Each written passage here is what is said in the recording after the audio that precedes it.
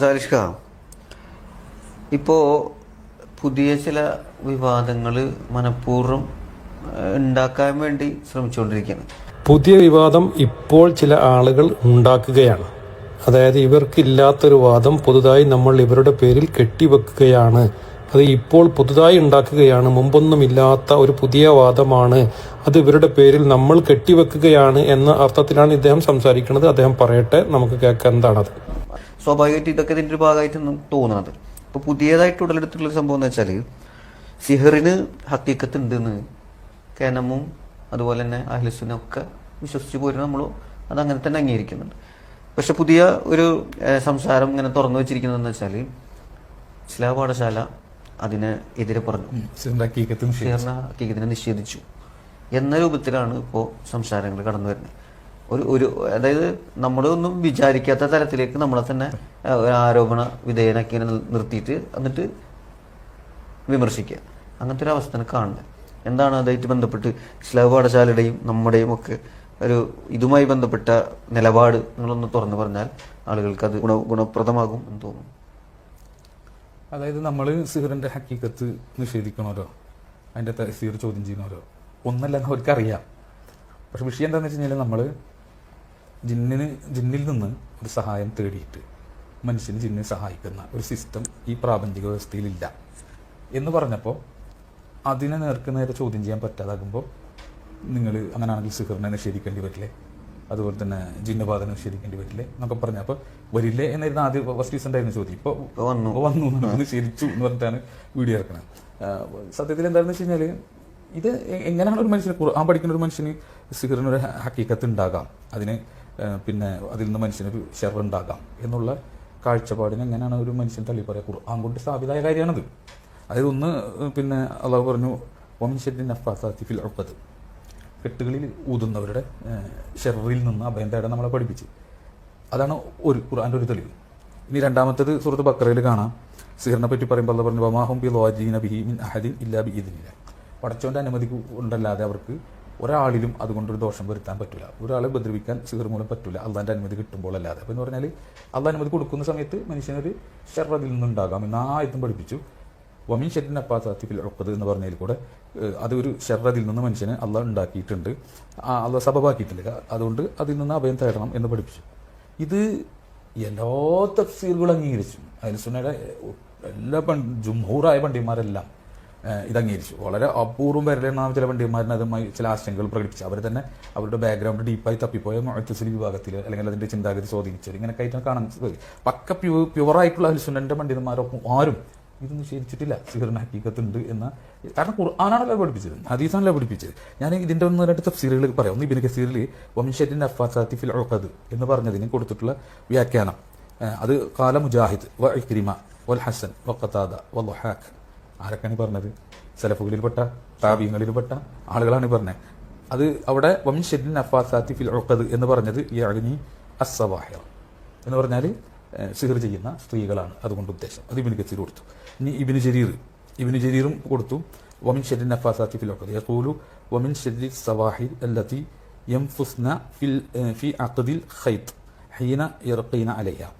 സിഹർ ചെയ്യുന്ന സ്ത്രീകൾ അവർ പിന്നെ സിഹർ ചെയ്യുന്ന വേളയിൽ, മന്ത്രിക്കുന്ന വേളയിൽ അവർ പിന്നെ കെട്ടുകളിൽ ഊതും. അതിനെ പറ്റിയിട്ടാണ് ഖുർആൻ ഇവിടെ സൂചിപ്പിച്ചെന്ന് ഇബ്നു ജരീർ പറഞ്ഞു. ഇനി പിന്നെ അതുപോലെ തന്നെ ഹസൻ റളിയല്ലാഹു അൻഹു അദ്ദേഹം ഈ വമിൻ ഷർരി നഫ്ഫാസാത്തി ഫിൽ ഉഖദ്, കെട്ടുകളിൽ ഊതുന്നത് ഷർ, അത് കെട്ടുകളിൽ ഊതുന്നത് ആരാണ്? അപ്പോൾ ഹസൻ റളിയല്ലാഹു അൻഹു പറയാണ് അസ്സവാഹിർ വസ്സഹറ, സിഹർ ചെയ്യുന്ന ആണും പെണ്ണുമാണ് എന്ന് സഹാബികൾ പറയാം. ഖത്താദ റളിയല്ലാഹു അൻഹു പറയാം, അതുപോലെ തന്നെ ഇബ്നു സുബൈർ റളിയല്ലാഹു അൻഹു പറയാം. അതുപോലെ തന്നെ തഫ്സീറുകൾ നോക്കിയാൽ ഇമാം ബഗവി പറയുന്നു, ഇബ്നു കസീർ പറയുന്നു, ഖുർത്തുബി പറയുന്നു, തൊബരി പറയുന്നു, സഅദി പറയുന്നു. ഇങ്ങനെ അഹ്ലുസുന്നന്റെ പണ്ഡിതന്മാർ സലഫുകളിൽ നിന്ന് തന്നെ സിഹറിന്റെ ഹക്കീക്കത്തിന് തെളിവ് പിടിച്ചു, അവരത് എഴുതി വെച്ചു. പിന്നെ നമ്മളിതിനെ നിഷേധിക്കുന്നത്? നമ്മൾ നിഷേധിക്കേണ്ട ഒരാവശ്യം അവിടെ ഇല്ല, അങ്ങനെ നമ്മൾ നിഷേധിച്ചിട്ടില്ല. കാര്യകാരണബന്ധം മനസ്സിലാക്കുവാൻ പ്രയാസമായ എല്ലാ ഉപായകൃത്യങ്ങൾക്കും സിഹർ എന്ന് പറയാം. അപ്പോൾ കാര്യകാരണബന്ധം മനസ്സിലാക്കാൻ പറ്റൂല, അത് നമുക്ക് മനസ്സിലാവില്ല എന്നതാണ് സിഹറിന്റെ ഏറ്റവും വലിയ പ്രത്യേകത. മാത്രമല്ല അദ്ദേഹം തന്നെ ഇതിന്റെ വിശദീകരണത്തിൽ പറഞ്ഞ കാണാം, അള്ളാഹു നിശ്ചയിച്ചതും മനുഷ്യർക്ക് പിടിക്കുവാൻ സാധിക്കാത്തതുമായ ചില രഹസ്യങ്ങൾ നിലവിലുണ്ട്, അതുകൊണ്ട് അത്തരം വിഷയങ്ങൾ കണ്ട് മനുഷ്യൻ വഞ്ചിതരാകരുത് എന്നൊക്കെ ഉണർത്തുകയാണ് ഈ വാക്യം കൊണ്ട് ഉദ്ദേശിക്കുന്നത്. അപ്പോൾ സിഹർ എന്ന് പറഞ്ഞു കഴിഞ്ഞാൽ മനുഷ്യർക്ക് മനസ്സിലാവാത്ത കാര്യകാരണബന്ധം അവ്യക്തമായിട്ടുള്ള എന്തോ ഒരു പ്രക്രിയയിലൂടെ നടക്കുന്നതാണ് സിഹർ. പിന്നെ ഇത് അന്വേഷിച്ചു കൊണ്ടെത്തിനാ? അതെ, ഇത് അന്വേഷിച്ചിട്ട് അതിന്റെ പ്രോസസ്സിംഗ് എങ്ങനെ നടക്കുന്നു എന്ന് കണ്ടെത്തിയില്ല. ഒരു പ്രോസസ്സിംഗ് എങ്ങനെ നടക്കുന്നു എന്ന് കണ്ടെത്തിയില്ല. എന്താ പ്രശ്നം? അള്ളാഹ് പറഞ്ഞാൽ കണ്ടെത്തുന്നുണ്ടോ? ഖുർആനോ ഹദീസോ എടുത്ത് നോക്കിയാൽ സിഹിർ ഇങ്ങനെയാണ് നടക്കുന്നത്, അതിന്റെ പ്രോസസ്സിംഗ് ഇങ്ങനെയാണ്, ഇങ്ങനെ ചെയ്യുമ്പോൾ ഇങ്ങനെ ആവും, മറ്റിങ്ങനെ ചെയ്യും, മറ്റിങ്ങനെ പോകും, മറ്റിങ്ങനെ വരും, അങ്ങനെ ഇങ്ങനെ കൊള്ളും. ഇങ്ങനെ ഒരു പ്രോസസ്സിംഗ് ഖുർആനിലോ ഹദീസിലോ ഇല്ല. ഖുർആനിൽ അത് മനുഷ്യൻക്കുള്ളൊരു ഷെറിന് നിമിത്തമാകാം, അത് ഉദ്ദേശിക്കുമ്പോൾ ഇതിനില്ല. പടച്ചന്റെ അനുമതിയോടുകൂടി സിഹിർ മനുഷ്യന് ഉപദ്രവം ഉണ്ടാക്കാം എന്ന് മാത്രമാണ് ഖുർആൻ പഠിപ്പിച്ചത്. ഹദീസിലും അതിനെപ്പറ്റി വിശാലമായ ഒരു വിശദീകരണം ഒരു സ്ഥലത്തില്ല. അപ്പൊ ഖുർആനും ഹദീസല്ലേ കാര്യകാരണബന്ധം അവ്യക്തമായ കാര്യങ്ങൾ പറഞ്ഞു തരേണ്ടത്. മനുഷ്യന് കാര്യകാരണം പിടികിട്ടാത്ത കാര്യങ്ങൾ പിന്നെ ആരാ പറഞ്ഞിട്ടുണ്ട്? വിസ്റ്റോ അത് സൗദി അറേബ്യയിലെ പിന്നെ ഉലമാക്കളോ അല്ലെങ്കിൽ തജ്രിബ പഠിച്ച റാക്കിമാരോ അതല്ലെങ്കിൽ നാട്ടിലെ മൊയ്ലാക്കന്മാരോ അതല്ലെങ്കിൽ കിതാബോധി തകഞ്ഞെന്ന് പറഞ്ഞ പണ്ഡിതന്മാർ ഇവരാണോ കാര്യകാരണബന്ധം മനുഷ്യന് പിടികിട്ടാത്ത രൂപത്തിൽ അള്ളാഹ് വ്യക്തമാക്കി വെച്ച രഹസ്യം ഇങ്ങോട്ട് കൊണ്ടുവരുന്നത്? ഇവരാണോ കൊണ്ടുവരുന്നത്? ഇവർ കൊണ്ടുവന്നാണോ നമ്മൾ സ്വീകരിക്കേണ്ടത്? അപ്പോൾ ഇത് വിഷ്ടക്കാർ ശരിക്ക് എനിക്ക് പറയാനുള്ള വിഷ്ടത്തിന്റെ സഹോദരങ്ങൾ മനസ്സിലാക്കിക്കോ. സിഹിർ എന്നത് പിന്നെ ഹക്കീക്കത്തുണ്ട്, സിഹിറിന് തഹസീറുണ്ട്. അത് എവിടെ നിന്ന് മനസ്സിലായി? അത് ഖുർആൻ പഠിപ്പിച്ചു. അതിന് കൃത്യമാണ് ഇതൊരു ഷെറായിട്ട് ഇതിനില്ല. പടച്ചോന്റെ അനുമതിയോടുകൂടി ഇത് ഒരു ഷെറായി മനുഷ്യന് സംഭവിക്കാം. അതിൽ നിന്ന് അഭയം തേടാനുള്ള പഠിച്ചു. ആ അഭയം തേടുക. ഇതല്ലാതെ ഇതെങ്ങനെയാണ് നടക്കുന്നത് എന്ന് ഒരാൾക്കും അറിയില്ല. എന്നാൽ പിന്നെ ഖുർആൻ ഒരാഴ്ച കാണിക്കട്ടെ, ഇതിന്റെ പ്രോസസ്സിംഗ് ഇങ്ങനെയാണ്, അല്ലെങ്കിൽ ഒരു ഹദീസ് നബിയിൽ നിന്ന് ഇതിന്റെ പ്രോസസ്സിംഗ് ഇങ്ങനെയാണ്. അതാണ് അമാനിമൗലവി പറഞ്ഞത്. ഇത് മനുഷ്യന് മനസ്സിലാകാത്ത കാര്യമാണ് എന്ന് അമാനിമൗലവി പറഞ്ഞത്. ഇത് തന്നെയാണ് ജംഇയ്യത്തുൽ ഉലമയുടെ പിന്നെ വിഷയത്തിൽ ജംഇയ്യത്തുൽ ഉലമ സ്വീകരിച്ചിട്ടുള്ള നിലപാട് തന്നെയാണ്. ജംഇയ്യത്തിന്റെ ഫത്വയിൽ പറഞ്ഞത് കാര്യകാരണബന്ധം അവ്യക്തമായ വിധത്തിൽ നടക്കുന്ന ഗൂഢപ്രവർത്തനങ്ങളെ മൊത്തത്തിൽ സിഹിർ എന്ന് വിശേഷിപ്പിക്കുക. അപ്പൊ കാര്യകാരണബന്ധം അവ്യക്തമാണ്. പിന്നെ ഈ അവ്യക്തമായ സാധനത്തിന് എങ്ങനെയാണ് നമുക്ക് വ്യക്തമാക്കാൻ പറ്റുക? വ്യക്തമായില്ലെങ്കിൽ നമ്മൾ സ്വീകരിക്കൂലേ? അല്ല പറഞ്ഞതൊക്കെ എന്റെ തലച്ചോറിന് അതിന്റെ എല്ലാ വശങ്ങളും വ്യക്തമായെങ്കിലേ ഞാൻ സ്വീകരിക്കൂ എന്നാണോ? അങ്ങനെ സ്വീകരിക്കാൻ പിന്നെ ഈമാൻ വേണോ?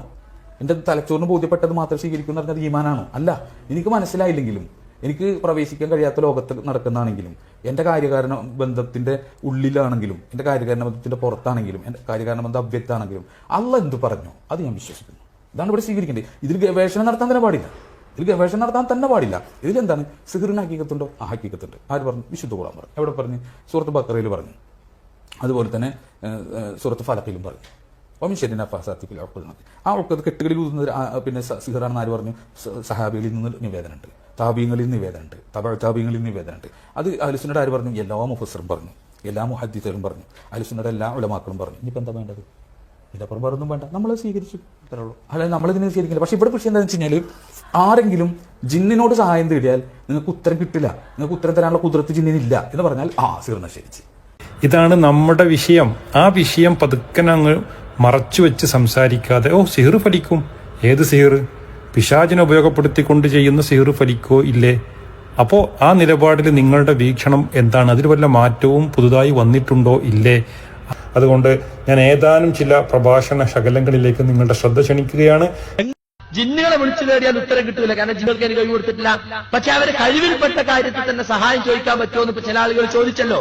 മലക്കുകൾക്ക് അതിനൊന്നും കഴിയില്ല. കാരണം മലക്കുകൾക്ക് അള്ളാഹു നിശ്ചയിച്ച റൂട്ട് ഒരു യന്ത്രത്തെ പോലെ അള്ളാഹ് എന്തേ കൽപ്പിച്ചു, അതങ്ങനെ ചെയ്യാനേ കഴിയുള്ളൂ. അവർക്ക് ഇഖ്തിയാറില്ല, സ്വാഭിപ്രായം അനുസരിച്ച് ചെയ്യാനും ചെയ്യാതിരിക്കാൻ കഴിയില്ല. ജിന്നുകൾ അങ്ങനെയല്ല, മനുഷ്യരെ പോലെ തന്നെ ഒരു കാര്യം ചെയ്യാനും ചെയ്യാതിരിക്കാനുള്ള കഴിവ് അവർക്കുണ്ട്. പക്ഷെ അവരോട് നമുക്കിപ്പോൾ ഒരാൾ ചോദിക്കാണ്, ഡോക്ടറോട് സഹായം ചോദിക്കുന്ന പോലെ ഇവിടെയൊക്കെ മുസ്ലിം ജിന്നുകൾ ഉണ്ടാവുമല്ലോ, ഓരോട് നമുക്ക് സഹായം ചോദിക്കാൻ പറ്റുമോ? സഹായം ചോദിക്കാൻ അവരെ നമുക്ക് കീഴ്പ്പെടുത്തി തരികയും അവരെ നമുക്ക് സഹായികളായി നിശ്ചയിക്കുകയും ചെയ്തിട്ടുണ്ടെങ്കിൽ ചെയ്യാം. അല്ലാഹു സുബ്ഹാനഹു വ തആല അത് പറഞ്ഞിട്ടില്ല. അത് സുഹൃത്തുക്കളെ അതിനെപ്പറ്റിയാണ് ഇവിടെ പറഞ്ഞത്. അതേസമയം മനുഷ്യ കഴിവിനപ്പുറത്തുള്ള കാര്യങ്ങൾ ആരോട് ചോദിച്ചാലും അത് പ്രാർത്ഥനയാണ്.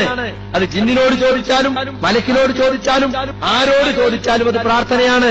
സത്യനിഷേധികൾക്ക് ശൈത്താന്മാരെ സഹായികളാക്കി എന്ന് പറയല്ലാതെ സത്യവിശ്വാസികൾക്ക് മുസ്ലിം ജിന്നുകളെ സഹായത്തിന് കിട്ടുന്ന ഖുർആനിലും ഹദീസിലും എവിടെയും പറഞ്ഞിട്ടില്ല. അവരുമായി നമുക്ക് ബന്ധപ്പെടാനോ അവരെ ഉപയോഗപ്പെടുത്താനോ നമുക്ക് യാതൊരു സാധ്യതയില്ല. കാരണം ഷിർക്കിന് ഫലമില്ല, എന്നാൽ സിഹിറിന് ഫലമുണ്ട് എന്ന് പറയുന്നു. അപ്പോൾ ഇത് എങ്ങനെ? അതാണ് ഈ സംഗതി മനസ്സിലാകാത്തതുകൊണ്ടാണ്. ഇത് എങ്ങനെയെന്നുള്ളത് മനസ്സിലാകാത്തതുകൊണ്ടാണ്. അല്ലെങ്കിൽ മനസ്സിലായിട്ട് ജനങ്ങൾ വഴിതെറ്റിക്കാൻ വേണ്ടി മർക്കടമുഷ്ടി കാണിക്കുന്നതുകൊണ്ടാണ്. സിഹിറിന് ഹക്കീക്കത്തും തഅ്സീറും ഉണ്ടെന്ന് വിശ്വസിച്ചാൽ എന്താവില്ല? ഒരിക്കലും മുശ്രിക്കാവില്ല, അല്ലെങ്കിൽ ഷിർക്കൻ വിശ്വാസക്കാരനാവില്ല. എന്നാൽ ഷിർക്കിന് ഫലമുണ്ട് എന്ന് ഒരാൾ പറഞ്ഞാലോ അത് അവൻ്റെ വിശ്വാസം തെറ്റും. കാരണം എന്താ? സിഹിറിന് ഹക്കീക്കത്തും തഅ്സീറും ഉണ്ട് എന്ന് പറഞ്ഞത് വഹയിലൂടെ അള്ളാഹുവിൻ്റെ റസൂലാണ്. ആ റസൂൽ സമയത്ത് വഹീനെയാണ് നമ്മൾ അവലംബിക്കുന്നത്. അപ്പോൾ ഒരിക്കലും എന്തില്ല, വൺ വേ ട്രാഫിക്കാണ്. അവിടെ ഇങ്ങോട്ടേ ഉള്ളൂ, ഇവിടെ അങ്ങോട്ടില്ല ആക്സസ്. ആ സിഹിർ ഫലിക്കുമെന്ന് വിശ്വസിച്ചാൽ എന്തായി? അള്ളാഹുൽ പങ്കു ചേർക്കലായി. അപ്പൊ സാലിഷിന് ഇല്ലാത്തൊരു പുതിയ വാദമാണോ നമ്മൾ പറഞ്ഞത്? ഇത് അനീഫ് കായക്കൊടി പറയുന്നു, അബ്ദുറഹ്മാൻ സൽഫി പറയുന്നു, സനീർ സലാഹി പറയുന്നു, എന്നാൽ സാലിഷ് പറയുന്നു ആ വിശ്വാസം ശിർക്കാണ്. ഇങ്ങനെ പരസ്പരം വൈരുദ്ധ്യം. എന്തിനു വേണ്ടിയാണ് സഹോദരന്മാരെ നിങ്ങളിങ്ങനെ പരസ്പരം വൈരുദ്ധ്യത്തിൽ അകപ്പെട്ടു പോയത്? അത് നമ്മൾ നിങ്ങളുടെ പേരിൽ എന്തെങ്കിലും ഇല്ലാത്തത് ആരോപിച്ചതാണോ? അല്ലേ? അത് നമുക്ക് കേൾക്കാം സാലിഷിന്റെ സംസാരത്തിലൂടെ. പറഞ്ഞുതരാം. 23/5/2017 കേരള ജമിയത്തുൽ ഉലമ മദീനത്തുൽ ഉലും ലൈബ്രറി ഓഡിറ്റോറിയത്തിൽ ചേർന്ന സിഹിറിന് ഹക്കീക്കത്തും തഫ്സീറും ഉണ്ടെന്ന വിശ്വാസം ശിർക്കാണോ എന്ന വിഷയം സംബന്ധിച്ച് ചർച്ചയ്ക്ക് ശേഷം ഏകകണ്ഠമായി കൈക്കൊണ്ട തീരുമാനം. മാരണം, കൂടോത്രം, ആഭിചാരം എന്നീ അർത്ഥത്തിലുള്ള സിഹിർ മഹാപാപമാണ്. അത് ചെയ്യിക്കുന്നതും ഹറാമാണ്. ഈ അർത്ഥത്തിലുള്ള സിഹിർ ഒരു വസ്തുതയാണ്, ഹക്കീക്കത്തുള്ളതാണ്. ഇതിന് പ്രതിഫലനം ബ്രാക്കറ്റിൽ തഅ്സീർ ഉണ്ടാകാമെന്നതാണ് അഹ്ലുസുന്നയുടെ ഭൂരിപക്ഷാഭിപ്രായം. കാര്യകാരണബന്ധങ്ങൾക്ക് അതീതമായ വിധത്തിൽ സിഹിറിന്റെ പ്രതിഫലം ഉണ്ടാവുമെന്ന വിശ്വാസം ശിർക്കാകുന്നു. അതായത് കാര്യകാരണബന്ധത്തിന് അപ്പുറം സാഹിറിന് ബദലിക്കാൻ പറ്റും, സിഹിർ കൊണ്ട് ഷെറുണ്ടാക്കാൻ പറ്റുമെന്ന വിശ്വാസം എന്താണ്? ശിർക്കാകുന്നു. എന്നാൽ കാര്യകാരണബന്ധം അവ്യക്തമായ വിധത്തിലുള്ള പ്രതിഫലനം ഉണ്ടാകാമെന്ന് കരുതുന്നത് ശിർക്കല്ല. അപ്പോഴും ജമിയത്തിന്റെ നിലപാടെന്താ? കാര്യകാരണബന്ധം അവ്യക്തമായ, മാനി പറഞ്ഞ പോലെ കാര്യകാരണബന്ധം അവ്യക്തമായിട്ടുള്ള ഉപായക്രിയയായിട്ടാണ് സിഹിറിനെ അവർ മനസ്സിലാക്കുന്നത്. എന്നാൽ ഇതൊരു പ്രബോധന വിഷയമാക്കാൻ പാടില്ല. സിഹിറിന്റെ വിഷയത്തിൽ വ്യത്യസ്തമായ അഭിപ്രായമുണ്ടെങ്കിലും പ്രബോധന പ്രവർത്തനങ്ങൾക്ക് ബുദ്ധിമുട്ടുണ്ടാകുന്ന വിധത്തിലോ സാധാരണക്കാർക്കിടയിൽ ആശയക്കുഴപ്പമുണ്ടാക്കുന്ന തരത്തിലോ ഇത്തരം അഭിപ്രായങ്ങൾ എഴുതുകയോ പ്രസംഗിച്ചോ പ്രചരിപ്പിക്കാനോ പാടില്ല. ഇത് അംഗീകരിച്ച് ഒപ്പിട്ടവർ അതിൽ 5ാമത്തെ ഒപ്പ് KA അബ്ദുൽ അസീം മദനി. അപ്പൊ അബ്ദുൽ അസീം മദനി ഇതിൽ ഈ ജമിയത്തിന്റെ വാദം ഏത് കാര്യകാരണ ബന്ധത്തിന്റെ അതീതമല്ലാത്ത വിധത്തിൽ കാര്യകാരണബന്ധം അവ്യക്തമായ വിധത്തിൽ പിന്നെ സിഹിറിന് ഹക്കീക്കത്ത് ഉണ്ടാകാം എന്ന ജമിയത്തുൽ ഉലമയുടെ ഭൂരിപക്ഷ അഹ്ലുസുന്നയുടെ പണ്ഡിതാഭിപ്രായം എന്ന് ജമിയത്തിൽ വിശേഷിപ്പിച്ച ജമിയത്തുൽ ഉലമയുടെ അഭിപ്രായം ഒപ്പിട്ട് കൊടുത്ത അസീം മദനി. ഇനി നമുക്ക് അസീം മദനി പണ്ട് പറഞ്ഞ ക്ലിപ്പും കൊണ്ടുവന്നാലേ നമുക്ക് വല്ല ബാധ്യത ഉണ്ടോ? ഇനി പറയട്ടെ അസീം മൗലവി, നമുക്ക് പറയാനുള്ളത് ഇനി അസീം മൗലവി പരസ്യമായിട്ട് ഈ ഒപ്പിട്ടതിന് ശേഷം പറയട്ടെ. എങ്കിൽ ഈ ഇസ്ലാഹ് പാഠശാലയുടെ മൈക്ക് അസീം മൗലവിക്ക് നേരെ തിരിച്ചു വെക്കും. തീർച്ചയായിട്ടും. അത് അസീം മൗലവി എന്നല്ല, ആരും അഹ്ലുസുന്നത്ത് വൽ ജമാഅയുടെ നിലപാടിനെതിരെ ആര് പറഞ്ഞാലും, ഈ സംഘടനയുടെ സെക്രട്ടറി ആയാലും അതായാലും ആര് പറഞ്ഞാലും അവിടേക്ക് മൈക്ക് തിരിച്ചൊക്കെ നമുക്കൊരു ബുദ്ധിമുട്ടില്ല. അതെ, ആ മൈക്ക് അവിടെ തന്നെ ഉണ്ടാവും. അപ്പൊ അതുകൊണ്ട് ഇനി ഈ ചപ്പടാച്ചി പറഞ്ഞിട്ട് ഒരു കാര്യമില്ല എന്നാണ് ആ വിഷയമായിട്ട് പറയാനുള്ളത്. ഭൗതികമായ നിലക്ക് സഹായം ചോദിച്ചാൽ ജീവിച്ചിരിക്കുന്നവരോടാണെങ്കിലും ശിർക്കാ, ജിന്നിനോട് ചോദിച്ചാലും ശിർക്കാ, അത് മലക്കിനോട് ചോദിച്ചാലും ശിർക്കാ. ഇങ്ങനെയായിരുന്നു ഇതുവരെ നിങ്ങൾ പറഞ്ഞത്.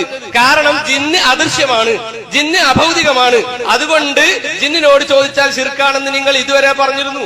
അതുകൊണ്ടാണ് താമരശ്ശേരി ചുരത്തിന്റെ 6ാമത്തെ വളവെന്ന് പിന്നെ ബസിന്റെ ബ്രേക്ക് പൊട്ടി അള്ളാനെ മാത്രമേ വിളിക്കാൻ പാടുള്ളൂ എന്ന് ഇതുവരെ കുഞ്ഞീത് മദനി പറഞ്ഞത്.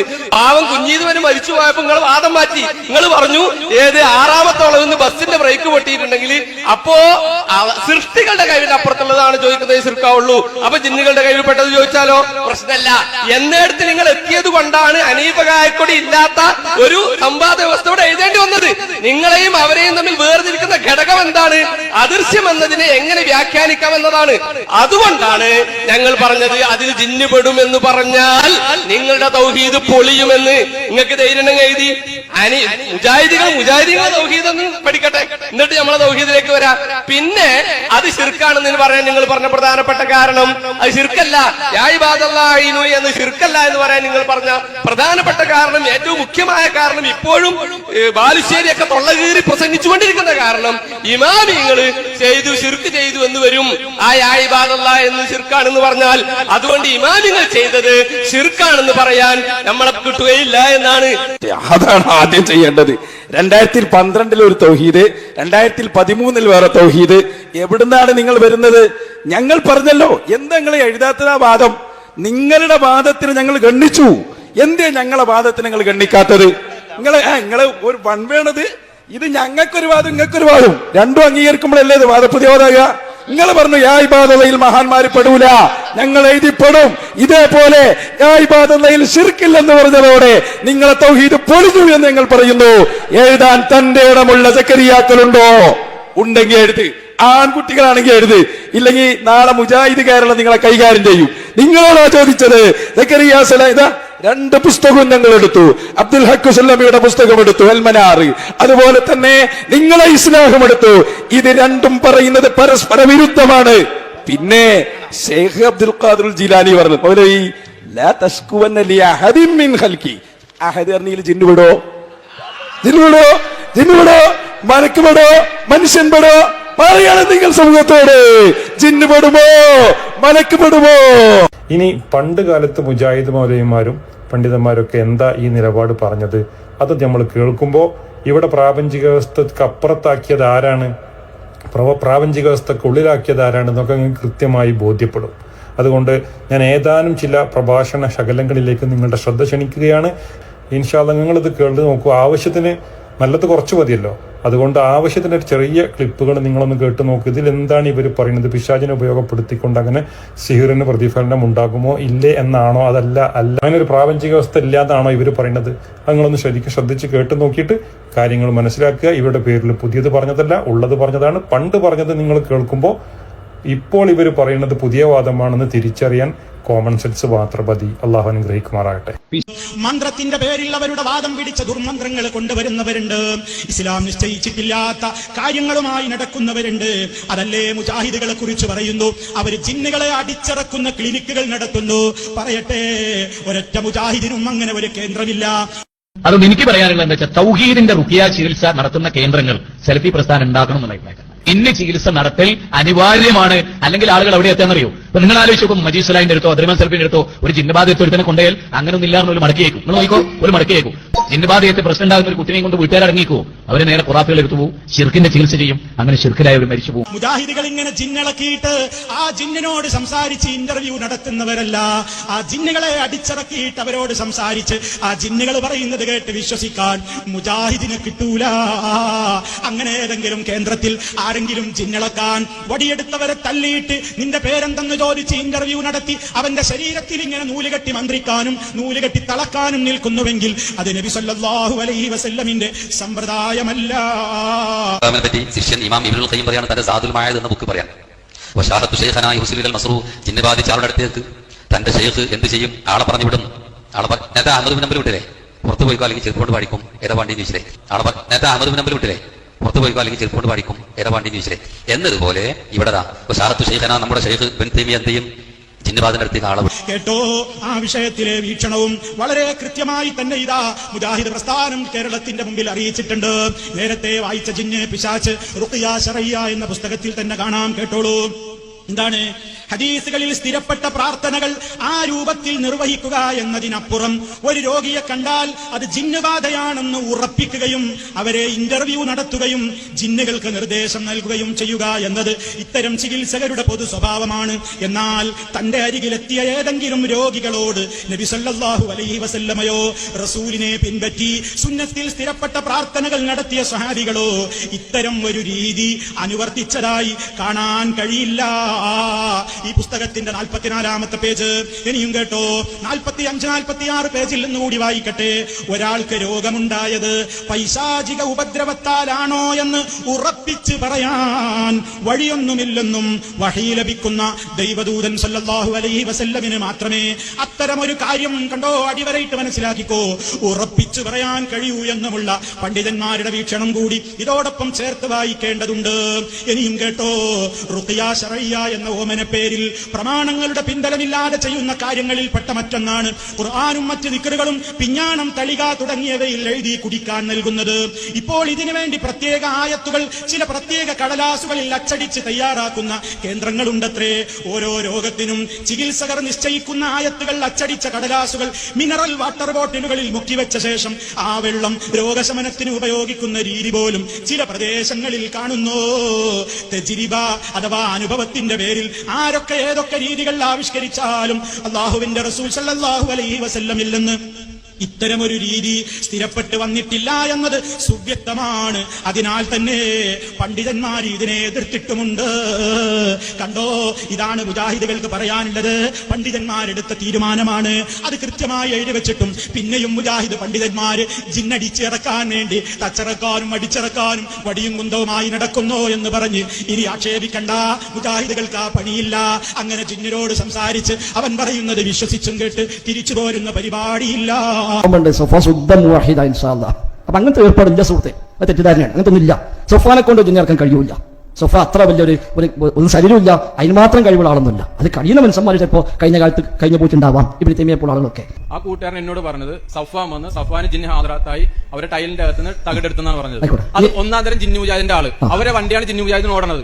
ഞാനൊന്നും സുന്നിക്കാരനാണ് കേട്ടോ, ഞാൻ മുജാഹിദൊന്നുമില്ല. അവര് ജിന്നു മുജാഹിദിന്റെ പരിപാടിക്ക് പറഞ്ഞ വണ്ടിയെ വരുന്നതാണ്. ഞാൻ പറഞ്ഞു ഇവിടെ ജിന്നിറക്കി അവർ സൊഫാനും പോയിട്ടില്ല. സൊഫാൻ കൊണ്ടുപോകാൻ പറഞ്ഞോളൂ.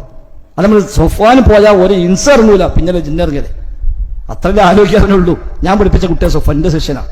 പക്ഷെ അതിന്റെ മറവിൽ ജിന്നുബാധ ഇല്ല എന്ന് പറഞ്ഞാൽ അത് ശരിയല്ല എന്നേ അതുമായി ബന്ധപ്പെട്ട് സൂചിപ്പിക്കാം. അസ്സലാമു അലൈക്കും വറഹ്മത്തുള്ളാഹി. ഇഫ്ലുക്ക, നബീൽക്ക, എൻ്റെ മറ്റു സുഹൃത്തുക്കളെ, ജിനാസ്, പിന്നെ നിങ്ങളോട് എൻ്റെ കഴിഞ്ഞ ഒരാഴ്ച മുമ്പുള്ള ഒരു ട്രീറ്റ്മെന്റിനെ പറ്റി ഉണ്ടായ ഒരു അനുഭവം പങ്കുവെക്കാനാണ് ഞാൻ ആഗ്രഹിക്കുന്നത്. ട്രീറ്റ്മെന്റ് പൂർണ്ണമായിട്ടില്ല എങ്കിൽ കൂടി ഞാൻ ഇഫ്ലുക്കാനോട് പറഞ്ഞിരുന്നു കോഴിക്കോട് ഒരു കേസ് ഉണ്ടായിരുന്നു, ആ കേസ് ഞാൻ അറ്റൻഡ് ചെയ്യുമെന്ന്. പടച്ച റബ്ബിന്റെ തൗഫീക്ക് കൊണ്ട് മാത്രം ബിഫദിലില്ല അവിടെ ചെല്ലാൻ കഴിഞ്ഞു. അതിനു മുമ്പേ ഞാൻ കശ്ഫുമായി ബന്ധപ്പെടുത്തി ഒന്നത് നോക്കിയിരുന്നു. ആ കശ്ഫിനിലൂടെ എനിക്ക് അന്ന് കിട്ടിയ റിപ്പോർട്ട് അനുസരിച്ച് ഞാൻ പോകരുത് എന്നായിരുന്നു കശ്ഫിന്റെ ആളെന്നോട് നിർദ്ദേശിച്ചത്. കാരണം വലിയ ഡേഞ്ചറാണ് സഫാൻ എന്നോട് എന്ത് ചെയ്തു, താക്കീത് നൽകി. അതേപോലെ ഇനി അത് അങ്ങനത്തെ ഇടപെടണ്ട എന്നൊക്കെ ഒരുപാട് പറഞ്ഞു. കാരണം അത്രയും ഭീകരമായ ചില മുഖങ്ങളും ചില റിയാക്ഷൻസ് ആണ് കശ്ഫുള്ള ആൾക്ക് പ്രത്യക്ഷപ്പെട്ടത്. അതോടെ കശ്ഫിന്റെ കാര്യം നമ്മളവിടെ നിർത്തിവെച്ചു. ആളുമായി ബന്ധപ്പെട്ട് ഞാൻ പറഞ്ഞത് അവിടെ ചെന്നു, രാവിലെയും വൈകിട്ടും ഫസ്റ്റ് ദിവസം ഓതി. ആ 3 ദിവസം ഓതുന്നതിന് മുമ്പ് ഞാൻ ഒരു വട്ടം ചെന്നിരുന്നു. 2 ആഴ്ച മുമ്പ് അതിന് മുമ്പ് ചെന്നിരുന്നു. ഞാൻ ഓതിയപ്പോൾ 3 പെൺകുട്ടികളുണ്ട് പോകാൻ കഴിയാത്ത. അപ്പൊ അവരുമായി ബന്ധപ്പെട്ട് ഓൾറെഡി നേരത്തെ അവരുടെ മാമന്മാരൊക്കെ പല സിഹറുകളും ചെയ്തിട്ടുണ്ട്. അപ്പൊ ഞാൻ ഓതിയപ്പോൾ 3 പേരുടെയും ശരീരം പൊള്ളാൻ തുടങ്ങി. അമ്മയിൽ ചില ചേഞ്ചസ്, അമ്മ കോമയിലായിരുന്നു, കോമയിൽ നിന്ന് ഇറക്കിയിട്ട് കോമ എന്ന അവസ്ഥ തന്നെയായിരുന്നു നമുക്ക് ഉണ്ടായിരുന്നത്. പിന്നെ അമ്മയുടെ ചേഞ്ചസ് കാണാൻ തുടങ്ങി. 2ാമത്തെ ദിവസം എൻ്റെ 2ാമത്തെ കുട്ടിക്ക് ചില വെയിറ്റ് തലക്ക് വരാൻ തുടങ്ങി. പിന്നെ ചില ചിന്തകൾ എന്ന് പറഞ്ഞാൽ ഞാൻ പറഞ്ഞു. അപ്പൊ എനിക്ക് മനസ്സിലായി ആ കുട്ടിയിൽ മിക്കവാറും കശ്ഫ് ഉണ്ടാകുമെന്ന് എനിക്ക് തോന്നി. ഞാൻ എന്ത് ചെയ്തു, അന്ന് രാത്രി അവരുടെ കുടുംബത്തിൽപ്പെട്ട ഒരാളോട് ഞാൻ പറഞ്ഞു, ഇൻഷാ അല്ലാഹ് റബ്ബിന്റെ തൗഫീഖ് ഉണ്ടെങ്കിൽ ഇന്ന കുട്ടിയിൽ അത് മിക്കവാറും നമ്മൾ പോണതിന് മുമ്പ് ഹാജരാവും. അപ്പൊ നമ്മൾ ഓടുന്നതിനിടക്ക് ഏറ്റവും ഇളയ 2 പേര്, 2ാമത്തതും 3ാമത്തതും, അതിൽ 2ാമത്തെ കുട്ടിക്ക് രൂപം കാണാൻ തുടങ്ങി. ഞാൻ നേരത്തെ കശ്ഫുള്ള ആളുടെ മുന്നിൽ കാണിച്ച രൂപം ഈ പെൺകുട്ടിയിലും കാണാൻ തുടങ്ങി എന്ന് പറയാൻ തുടങ്ങി. അപ്പോ 3ാമത്തെ ആൾക്ക് ഞാൻ വെള്ളം മന്ത്രിച്ചത് ഇങ്ങനെ ബലമോത്തെ കുറിച്ചപ്പോഴേക്കും കാറിക്കൊണ്ട് നിലവിളിച്ചു ആശുപത്രിയിൽ വെച്ച്. 4ാമത്തെ പെൺകുട്ടി, ഏറ്റവും ഇളയ പെൺകുട്ടി അവിടെ നിന്ന് പറയാണ്, കണ്ടുപിടിക്കില്ലടാ നീ കണ്ടുപിടിക്കില്ലടാ, എടാ സഫാനെ നീ കണ്ടുപിടിക്കില്ല. അവസാനം തൂണൊക്കെ മാറിയ അതുകൊണ്ട് എന്താണോ നബി സല്ലല്ലാഹു അലൈഹി വസല്ലം പഠിപ്പിച്ചത് അവിടെ ഒതുങ്ങി നിൽക്കുന്നു. അതിനപ്പുറമുള്ളതിലേക്ക് പോകാൻ മുജാഹിദുകൾ തയ്യാറല്ല. അപ്പൊ 3ാമത്തെ പെൺകുട്ടി, ഏറ്റവും ഇളയ പെൺകുട്ടി അവിടെ നിന്ന് പറയാണ്, കണ്ടുപിടിക്കില്ലടാ നീ കണ്ടുപിടിക്കില്ലടാ, എടാ സഫാനെ നീ കണ്ടുപിടിക്കില്ല. അവസാനം തൂണൊക്കെ മാറിയ ഈ നിലക്ക് കൃത്യമായി തന്നെ സമൂഹത്തിന്റെ മുമ്പാകെ ഇത് പഠിപ്പിച്ചു കഴിഞ്ഞ ആദർശ പ്രസ്ഥാനത്തെ സംബന്ധിച്ച് ഇനിയും ആക്ഷേപങ്ങൾ ചൊരിയുന്നുവെങ്കിൽ അത് കുപ്രചരണമല്ലാതെ മറ്റൊന്നുമല്ല. അപ്പൊ 3ാമത്തെ പെൺകുട്ടി, ഏറ്റവും ഇളയ പെൺകുട്ടി അവിടെ നിന്ന് പറയാണ്, കണ്ടുപിടിക്കില്ലടാ നീ കണ്ടുപിടിക്കില്ലടാ, എടാ സഫാനെ നീ കണ്ടുപിടിക്കില്ല. അവസാനം തൂണൊക്കെ മാറിയ എന്ന എല്ലാ ഈ രൂപത്തിലുള്ള ആരോപണങ്ങൾ സ്റ്റേജുകളിലൂടെ പറയുന്ന ആളുകളെ മുഴുവൻ ഓർമ്മിപ്പിക്കുന്നു. അപ്പൊ അവർക്ക് പറയാൻ പേടി, ജിന്നുമായി ബന്ധപ്പെട്ട വിഷയം പറയാൻ പേടി. അല്ലെങ്കിൽ ഹുസൈൻ സലഫി പറയട്ടെ, ജിന്നിനോടുള്ള എല്ലാ സഹായതോട്ടവും ശിർക്കാണെന്ന് പറയാൻ പറ്റൂല. മിൻഹാ മാ ഹുവ ശിർക്കുൻ വമിൻഹാ മാ ലൈസ ബിശിർക്കിൻ. ശിർക്കാകുന്നതുണ്ട്, ശിർക്കാകാത്തതുണ്ട്. ശബ്ദം കേൾക്കുന്ന പരിധികളുള്ള ഒരു ജിന്നിനോട് ഒരു സഹായം തേടിയാൽ അത് ശിർക്കാന്ന് പറയാൻ പറ്റൂല. ഹുസൈൻ സലഫി തൗഹീദ് പറയും, അതൊന്ന് പറയണ്ടേ? തെളിച്ച് പറയുങ്ങളൊന്ന് പറഞ്ഞുകൊടുക്കും ജനങ്ങൾക്ക്. നിങ്ങൾ ആ രാഗത്തിലൊന്ന് പറഞ്ഞു കൊടുത്താൽ പറയും. ജനങ്ങളോട് പറയണം, ഇസ്തിആനത്തും ബിൽ ജിന്ന്, ജിന്നിനോടുള്ള സഹായത്തെ മുഴുവനും ശിർക്കല്ല, ശിർക്കാകുന്നതും ശിർക്കാകാത്തതുമുണ്ട്. ഇവിടെ പലർക്കും പറയാൻ പേടിയാണ്. പറപ്പൂർ ഇതുവരെ പറഞ്ഞോണോ? എന്താ പറയാത്തത്? KNMക്ക് പോകാൻ കാത്തിക്കാ പലരും. അപ്പൊ അതുകൊണ്ട് തന്നെ ഇവിടെ അള്ളാഹു അല്ലാത്ത ആളുകളോട് വിളിച്ച് സഹായം തേടാൻ ഒരിക്കലും ഖുർആനിൽ തെളിവില്ല എന്നത് സമസ്തക്കാരോട് നമ്മൾ പറയുന്നത് പോലെ വിഷ്ണുക്കാരോട് പറയേണ്ട ആവശ്യം വന്നിരിക്കണം. എന്താ കാരണം?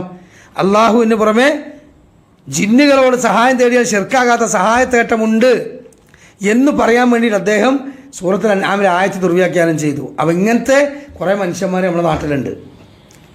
ചരിത്രങ്ങൾ വളച്ചൊടിക്കുന്നവരുണ്ട്, ഖുറാഫാത്ത് കഥകൾ ഉദ്ധരിക്കുന്നവരുണ്ട്. അതുകൊണ്ട് ഇന്ന് സമസ്തയിലെ ആളുകൾ ഈ അപകടത്തിൽ നിന്ന് എങ്ങനെ രക്ഷപ്പെടാൻ നമ്മൾ ആഗ്രഹിക്കുന്നുവോ അതുപോലെ വിസ്ഡം ഗ്ലോബൽ ഇസ്ലാമിക് മിഷൻ എന്ന ഈ പണ്ഡിത പുരോഹിതന്മാരുടെ കരാളഹസ്തങ്ങളുടെ വിസ്ഡംകാർ രക്ഷപ്പെടാൻ നമ്മൾ ആഗ്രഹിക്കണം. കേരളത്തിൽ മുജാഹിദീൻ മെമ്പർമാരൊക്കെ ആഗ്രഹിക്കണം. കാരണം നമ്മളെ ബന്ധുക്കൾ, കുടുംബങ്ങൾ, ഏട്ടന്മാർ, അഞ്ചന്മാർ, പാപ്പ, മറ്റുള്ളവരൊക്കെ എന്താണ് ഈ വിശ്വാസത്തിലാണ്. ഡോക്ടർ അബ്ദുള്ള ബാസിൽ എന്ന് പറയുന്ന വിസ്ഡം ഗ്ലോബൽ ഇസ്ലാമിക് മിഷൻ്റെ വിദ്യാർത്ഥി വിഭാഗത്തിൻ്റെ സംസ്ഥാന വൈസ് പ്രസിഡന്റ് റിപ്പോർട്ടർ ചാനലിൽ രഞ്ജിത്തുമായി 1 മണിക്കൂർ 27 മിനിറ്റ് നടത്തിയ അഭിമുഖത്തിൽ ഈ ചോദ്യത്തിന് അയാൾ പറഞ്ഞ മറുപടി എന്താ? മനുഷ്യർ ചോദിച്ച ചോദ്യത്തിനനുസരിച്ച് സഹായിക്കാൻ കഴിയുന്നവൻ പറഞ്ഞത്. ഇത്ര വലിയ അപകടമാണത്, എന്തുമല്ല. അപ്പൊ ഇത് കുത്തിവെക്കുകയാണ്. മുജാഹിദ് പ്രസ്ഥാനത്തിൽ നിന്ന്, കേരള നേതൃത്വത്തിൽ മുജാഹിദീനിൽ നിന്ന് എന്തിന് നിങ്ങൾ വേറിട്ടു പോന്നു എന്ന ചോദ്യത്തിന് വിസ്ഡം വിഭാഗത്തിന്റെ ഉത്തരവാദപ്പെട്ട വിദ്യാർത്ഥി സംഘടനയുടെ നേതാവ് പറഞ്ഞത് എന്താ? ഞങ്ങൾ തമ്മിലുള്ള തർക്കം ജിന്നിനോടുള്ള സഹായാർത്ഥനയുമായി ബന്ധപ്പെട്ടാണ്. ജിന്നിനോടുള്ള എല്ലാ സഹായാർത്ഥനകളും ശിർക്കാണ് എന്ന് KNM പറയുന്നു. എന്നാൽ അതിൽ ശിർക്കാവാത്തതുമുണ്ട് എന്ന് ഞങ്ങളും പറയുന്നു. തുറന്ന് പറഞ്ഞല്ലോ ഈ ആളുകൾ. ഇക്കാലം വരെ എന്താ ആളുകളോട് പറയൽ? ആർക്കാ ഇതിൽ തർക്കമുള്ളത്? ജിന്നിനോടുള്ള സഹായാർത്ഥന ശിർക്കാണ് എന്നുള്ള കാര്യത്തിൽ ആർക്കാ സംശയമുള്ളത്? ഇപ്പോഴും സോഷ്യൽ മീഡിയകൾ പരിശോധിച്ചാൽ ചില ആളുകൾ അതിങ്ങനെ ന്യായീകരിച്ച് ദുർവ്യാഖ്യാനിച്ച് അത് എങ്ങനെയെങ്കിലും ഒന്ന് മുജാഹിദ് പ്രസ്ഥാനത്തിന്റെ വാദം തന്നെയാണിത് എന്ന് വരുത്തി തീർക്കാനുള്ള ശ്രമത്തിലാണ്. നോക്കൂ നിങ്ങൾ, ഒരു അമുസ്ലിം പത്രപ്രവർത്തകൻ, ഒരു അമുസ്ലിം മാധ്യമ പ്രവർത്തകൻ, അയാൾക്ക് പോലും മനസ്സിലായി ഈ ആളുകളുടെ മനസ്സിൽ ഇങ്ങനെ ഒരു ചിന്താഗതിയുണ്ട്. അഭിമുഖത്തിന് തയ്യാറായ ആള് പറഞ്ഞത് ഞാൻ അതൊന്നും പറയാൻ ഉദ്ദേശിച്ചിട്ടില്ല, പക്ഷെ മറ്റേ ആൾ ചോദിച്ചപ്പോ പറഞ്ഞതാണ് എന്നാണ്. അപ്പൊ ഇവരുടെ മനസ്സിൽ അങ്ങനെ ഒരു വിശ്വാസമുണ്ട് എന്നും ഒരു നൂറ്റാണ്ട് കാലമായി കേരളത്തിൽ സംഘടിതമായി പ്രവർത്തിച്ചു കൊണ്ടിരിക്കുന്ന ഇസ്ലാഹി പ്രസ്ഥാനത്തിൽ നിന്ന് ഈ ആളുകൾ വേറിട്ടു പോകാനുള്ള കാരണം അതാണ് എന്നും കൃത്യമായി ആളുകൾ തിരിച്ചറിഞ്ഞു, അത് പറഞ്ഞു. പക്ഷെ കൂട്ടത്തിൽ ഒരു കളവ് കൂടി വെച്ച് കെട്ടി. എന്താണ്? മുജാഹിദുകൾ കേന്ദ്രന്മാരെ വിശ്വാസം ജിന്ന് പ്രാപഞ്ചിക വ്യവസ്ഥക്ക് അപ്പുറത്താണ് എന്നാണ്. ജിന്ന് പ്രാപഞ്ചിക വ്യവസ്ഥക്ക് അപ്പുറത്താണ് എന്ന് ആരാ പറഞ്ഞത്? കേന്ദ്രം അങ്ങനെ എവിടെയെങ്കിലും പറഞ്ഞിട്ടുണ്ടോ? ജമിയത്തുൽ ഉലമ പറഞ്ഞിട്ടുണ്ടോ? ജമിയത്തുൽ ഉലമയുടെ ഒന്നാമത്തെ ഇതുമായി ബന്ധപ്പെട്ട തീരുമാനത്തിൽ പറഞ്ഞതെന്താ? മനുഷ്യനെ സംബന്ധിച്ചിടത്തോളം അദൃശ്യവും അഭൗതികവുമായ ജിന്ന്, മനുഷ്യനുമായി ബന്ധപ്പെട്ട ചർച്ച. ജിന്ന് പ്രാപഞ്ചിക വ്യവസ്ഥക്ക് അപ്പുറോ ഇപ്പുറോ എന്നൊന്നല്ല ചർച്ച. മനുഷ്യനെ സംബന്ധിച്ചിടത്തോളം അദൃശ്യവും അഭൗതികവുമായ ജിന്ന്, ആ ജിന്നിനോട് മനുഷ്യൻ നടത്തുന്ന സഹായാർത്ഥനകൾ അത് ശിർക്കാണ്. അതിൽ ശിർക്കാവാത്തതില്ല, എല്ലാം ശിർക്കാണ് എന്ന് ജമിയത്തുൽ ഉലമ പറഞ്ഞു. ഞാൻ മനസ്സിലാക്കുന്നത് അത് അപ്രതീക്ഷിതമായിട്ട് രഞ്ജിത്ത് ചോദിച്ചൊന്നുമല്ല. ഇവന് മുൻകൂട്ടി അവസരം ചോദിച്ച് നല്ല എമൗണ്ടും കൊടുത്ത് 1 മണിക്കൂർ 27 മിനിറ്റ് ഒരു അഭിമുഖം തന്നെ നടത്തിയതായിരിക്കാം, അല്ലാഹു അലം. കാരണം ഇവർ ബോധപൂർവ്വം എന്ത് ചെയ്യാണ്? ഡോക്ടർമാരിലൂടെ, എഞ്ചിനീയർമാരിലൂടെ ഒക്കെ ഇത് കുത്തിവെക്കുകയാണ്. വിദ്യാർത്ഥികളിലും ക്യാമ്പസുകളിലും അതുപോലെ തന്നെ പീസ് റേഡിയോയിലൂടെയും അതുപോലെ ഇവരെ വയലുകളിലൂടെയും ക്ലാസ്സുകളിലൂടെ ഒക്കെ. അതുകൊണ്ടാണ് ഞാൻ പറഞ്ഞത് ഇവരെ ഒരു സംരംഭവും നമ്മൾ നല്ലതാണെന്ന് വിചാരിച്ച് ഉപയോഗിക്കരുത്, അപകടം പറ്റും. അതുകൊണ്ടാണ് ഞാൻ പണ്ട് പറഞ്ഞത്, വിസ്ഡം ഗ്ലോബൽ ഇസ്ലാമിക് മിഷൻ്റെ ഒരു ഖത്തീബ്മാരെയും കേരളത്തിൽ മുജാഹിദീൻ എന്ന രജിസ്റ്റേർഡ് പള്ളിയുടെ മെമ്പറിൽ പോലും നിങ്ങൾ കയറ്റരുത് എന്ന് പറയാൻ കാരണം, മെമ്പറിൽ പോലും കയറ്റരുത്. സമസ്തക്കാരായ മൗലവിമാരെ നമ്മൾ കയറ്റുമോ? ഇല്ല, അതുപോലെ കയറ്റാൻ പാടില്ല. ഞാനൊക്കെ അൽഹംദുലില്ലാ ഇന്ന് അള്ളാഹിൻ്റെ തൗഫീഖ് കൊണ്ട് ഞാൻ പറയണെന്താരോ, വിസ്ഡം ഗ്ലോബൽ ഇസ്ലാമിക് മിഷനിൽ 2012 മുതൽ ഏകദേശം 2019 കാലഘട്ടം അല്ലെങ്കിൽ 20 കാലഘട്ടം വരെ ഞാനുണ്ടായിരുന്നു. പിന്നെയാണ് ചില അഭിപ്രായ വ്യത്യാസം ഉണ്ടായി ഞാൻ മാറിന്നിട്ട് ഞാൻ അവരുമായിട്ട് തന്നെയാണ് ബന്ധമുണ്ടായിരുന്നത്. പക്ഷേ ഞാൻ കറക്റ്റ് 2025 കൂടി ആ വിഷയം പഠിച്ച് അതിൽ പൂർണ്ണമായി ഡിക്ലെയർ ചെയ്തു, തൗബ ചെയ്ത് ഇസ്തിഹാർ സ്കെച്ച് പ്രഖ്യാപിച്ചല്ലോ. ഇന്ന് ഞാൻ ഒരുപാട് ചാരിതാർത്ഥത്തിലാണ്. എന്താ കാരണം? ഞാൻ KNM മുന്നോട്ട് വെച്ചിട്ടുള്ള ഈ പ്രമാണബദ്ധിതമായ തീരുമാനങ്ങളെ എതിർത്തു. സത്യമാണെന്ന് വിചാരിച്ച് വിശ്വത്തിൻ്റെ കൂടി അതിൻ്റെ പണ്ഡിതന്മാർക്കെതിരെ, പണ്ഡിത സഭയ്ക്കെതിരെ, പ്രഭാഷകന്മാർക്കെതിരെ എല്ലാം ശക്തമായ രൂപത്തിൽ വളരെ വൾഗറായി ജനസമൂഹത്തെ തെറ്റിദ്ധരിപ്പിക്കുന്ന രൂപത്തിൽ ഒരുപാട് ക്ലാസ്സും വയന്നു കൊടുത്ത ഒരാളാണ്. സത്യത്തിൽ വലിയ ഫിത്തനക്ക് തുടക്കം കുറിച്ച ഈ നേതാക്കന്മാരുടെ കൂടെ ഞാനും ഒരു ചാവർ ബോംബായിരുന്നു. അങ്ങനെ ഞാൻ ചെയ്ത ആളാണ്. സ്വാഭാവികമായിട്ടും ഞാൻ ആ അവസ്ഥയിൽ മരിച്ചാൽ ഒരു മുവഹിദീങ്ങളായ KNMകാരനും എന്ത് വരില്ല? നിസ്കരിക്കാൻ വരൂല. ആദർശത്തെ സ്നേഹിക്കണമെങ്കിൽ പറയുന്നത് വരൂല. കാരണം ഒന്ന്, എൻ്റെ വിശ്വാസം ഷിർക്കിലാണ്. ചിന്നോള സഹായത്തോടെ ഷിർക്കല്ലാത്തതുണ്ടെന്ന് വിശ്വസിച്ചാൽ തന്നെ ഷിർക്കാണ്. രണ്ട്, ഈ ആദർശത്തിനും ഈ ആദർശ പ്രസ്ഥാനത്തിനും അതിൻ്റെ പണ്ഡിത അത് നേതാക്കന്മാർക്കൊക്കെ എതിരെ ശക്തമായി പറഞ്ഞ ഒരാളുമാണ്. സ്വാഭാവികമായിട്ട് എന്തുണ്ടാവില്ല, എനിക്ക് വിശ്വത്തിൻ്റെ ആളുകൾ കടൽ തിരമാല പോലെ അരമ്പി വരും. പക്ഷെ ഞാൻ ആലോചിക്കണത്, ആ 10,000-കണക്കിന് ആളുകൾ എനിക്ക് മയ്യത്ത് നിസ്കരിച്ച് പോയിട്ട് എന്ത് കാര്യം? ഞാൻ അങ്ങനെ പറയുമ്പോൾ നിങ്ങൾക്ക് ഭയങ്കര വേദന തോന്നും. ഈ പ്രസംഗം കേൾക്കുന്ന ആളുകൾ പറയും, എന്താ ഇവനൊക്കെ എത്ര കേനമിലേക്ക് എത്ര നസുദ്ദീൻ റഹ്മാനി വന്നിട്ടുണ്ട്, ബാദുഷാബാക്കി വന്നിട്ടുണ്ട്, ഇവരൊന്നും ഇങ്ങനെ പറഞ്ഞിട്ടില്ലല്ലോ. പറയില്ല. ഓല് പറയാത്ത ഇത് മനസ്സിലാക്കാത്തതുകൊണ്ടല്ല, ഓർക്ക് അത്രത്തോളം മാതൃസംഘടനയെ മുറിവേൽപ്പിക്കാത്തവരാണ് അവർ. അത്രത്തോളം ഇതിൽ മുങ്ങിക്കുളിച്ചിട്ടില്ല. ഞാൻ നിങ്ങളുടെ മന്ത്രവാദ ചികിത്സയിൽ വരെ മുങ്ങിക്കുളിച്ച് കശ്ഫിൻ്റെ വിഷയം വരെ പഠിപ്പിച്ചത് നമ്മൾ ചെയ്ത് സെൻറ്റർ വരെ ഉണ്ടാക്കി. ഈ പള്ളിക്കുള്ളിൽ വരെ ജിന്ന് അടിച്ചിറക്കൽ ചികിത്സ നടത്തിയ ആളാണ്. സ്വാഭാവികമല്ലേ? സ്വാഭാവികമാണ്. അപ്പം അതുകൊണ്ട് ആ രൂപത്തിൽ അവർ പറയില്ല, ഞാൻ പറയാണ്. കാരണം KNM ഒരാൾ എനിക്ക് വരൂല, പിന്നെ വരാനുള്ളത് മുഴുവൻ വിസ്റ്റംകാരാണ്. സാജിദ്രങ്ങാടി മരിച്ചു, എല്ലാവരും വന്ന് മയ്യത്ത് നിസ്കരിക്കും വിസ്റ്റംകാർ. പക്ഷേ ഞാൻ മനസ്സിലാക്കുന്നത്, ഈ നിലപാടിലാണെങ്കിൽ ഒരിക്കലും തന്നെ അമല് ആ ഒരു ഷഫാത്തിന് കിട്ടൂല. ഞാൻ മനസ്സിലാക്കുന്നത് കിട്ടൂല. അപ്പോൾ ഇന്ന് അൽഹംദുലില്ലാഹ് ഞാൻ സന്തോഷിക്കുന്നത് എന്തായാലും, ഇന്ന് എനിക്ക് വേണ്ടി മയ്യത്ത് നിസ്കരിക്കാൻ വിസ്റ്റംകാർ വന്നോ വന്നില്ലേ എനിക്കറിയില്ല. വരാം. ഒരുപാട് മുഹബത്തുള്ള ഞാൻ പറയുന്ന കാര്യങ്ങൾ സത്യമാണെന്ന് വിശ്വസിക്കുന്ന ആയിരക്കണക്കിന് ആളുകളെ നേതൃത്വത്തിലുണ്ട്, അണികളിലുണ്ട്, പണ്ഡിതന്മാർ വരെയുണ്ട്. അവരൊക്കെ എന്തായാലും സ്വാഭാവികമായിട്ട് എനിക്ക് വരും. തീവ്രതയുള്ള സൈബർ പോരാളികളും അതുപോലെയുള്ള നേതാക്കന്മാർ ചിലപ്പോൾ വന്നില്ല എന്ന് വരും. പക്ഷെ എനിക്ക് ഒരു വന്നാലും വന്നിട്ടില്ലെങ്കിൽ എന്തില്ല, ഒരു ടെൻഷനുമില്ല. കാരണം ഇന്ന് ഞാൻ മരിച്ചാൽ നാളെ എനിക്ക് വേണ്ടി അൽഹംദുലില്ലാഹ് മയ്യത്ത് നിസ്കരിക്കാൻ കേരള ദഅവത്തുൽ മുജാഹിദീനിലെ ആയിരക്കണക്കിന് ആളുകൾ വരും. അവർ വന്നാൽ 40 എണ്ണം വന്നാൽ മതി, 100 എണ്ണം വന്നാൽ മതി. അത് കറകളഞ്ഞതാണ്. ജിന്നുകളോടുള്ള സഹായത്തേട്ടം മുത്തലക്കൻ ഷിർക്കാണെന്ന് പ്രഖ്യാപിക്കുന്നവരാണ് അവർ. ബാക്കിയുള്ള കാര്യത്തിൽ ഷിർക്കാണെന്ന് പറയണ്ടല്ലോ, മഖബറി മഹാത്മാക്കളൊന്നും. ഇത് വ്യക്തമായി പറയുന്ന. അപ്പോൾ അതുകൊണ്ട് ക്ലീനാണ്, വളരെ വ്യക്തമാണ്. ബാക്കി എന്തൊക്കെ ന്യൂനത ആളുകൾക്ക് ഉണ്ടായിക്കോട്ടെ, വിശ്വാസത്തിൽ ഒരു ചെറിയ കരട് പോലും ദുൽമില്ല.